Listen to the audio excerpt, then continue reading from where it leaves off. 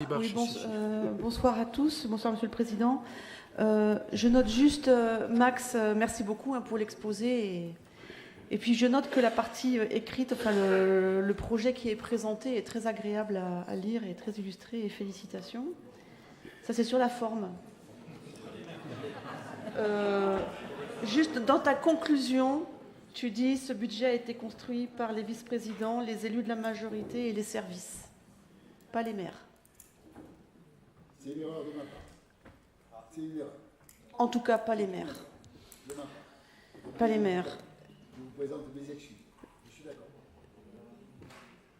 Je lis un extrait de la délibération de décembre 2016 concernant le stade. Une première phase des études permettra d'analyser les programmes à envisager et les montages opérationnels des nouveaux équipements sportifs ciblés. Une seconde phase des études conduira à la programmation détaillée et au montage opérationnel de la mutation plus spécifique du stade de la Mosson mondial 98.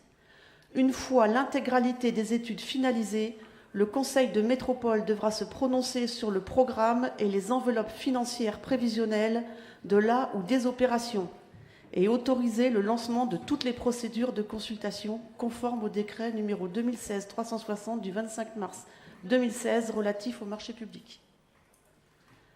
Aujourd'hui, on ne connaît ni la programmation, ni le montage financier, ni le montage juridique, ni l'enveloppe globale de ce projet. Pour cette raison, je ne voterai pas le budget 2019 de la métropole. Je suis au regret de ne pas pouvoir le voter. Pour moi, c'est en arriver à une telle situation dans une métropole comme celle de Montpellier, la 7e de France, 7e ville de France. Je ne pensais pas qu'on puisse y arriver un jour.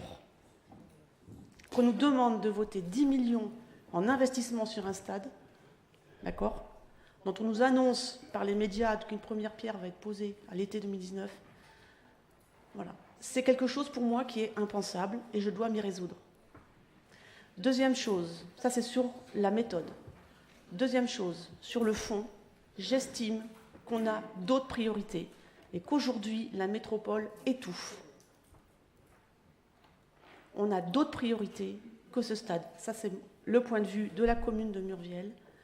Derrière ce choix qui est fait de façon non concertée, c'est une vision du développement de notre territoire que nous ne partageons pas.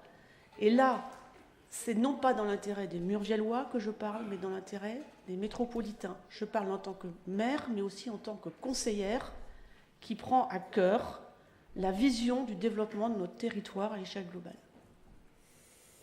Merci Madame Touzat. Vous avez dit que vous n'aviez pas été consulté en tant que maire, vous avez participé au débat d'orientation budgétaire, comme tous les maires ici.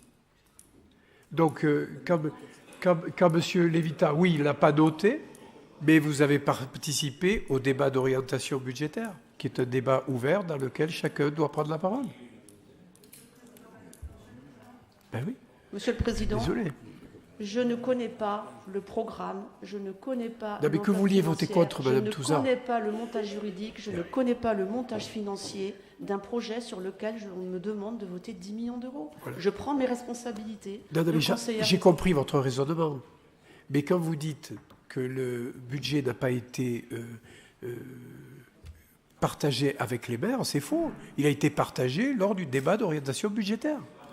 Je parle de co-construction. Max a dit que le budget avait été co-construit avec les VP. Monsieur Grand.